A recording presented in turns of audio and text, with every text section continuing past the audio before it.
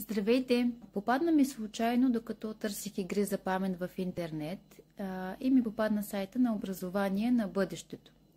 Като се зачетох, видях, че имат доста интересни видове обучения, както за възрастни, така и за деца.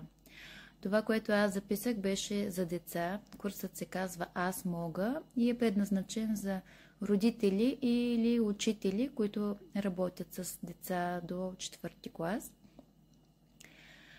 И това, което ми хареса в него, е, че с помощта на доста интересни игри и техники са обяснени на децата как да запомнят различни видове информация. Това, което аз ви показах, беше поредица от картинки.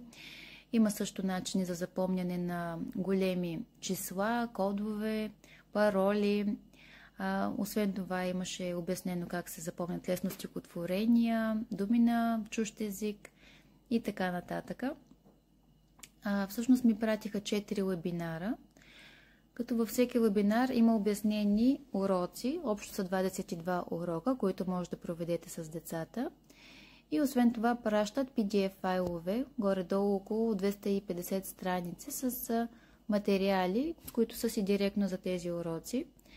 Не е необходимо да се принтират, направо им ги показвате през компютъра. И смятам, че на децата им беше доста интересно и полезна цялата тази информация. Сега това, което съм си харесала за следващото обучение, е метод за запомняне на таблицата. Отново с помощта на асоциации, измислени са историки между двете числа, които са герои, и смятам, че също би било доста интересно за децата.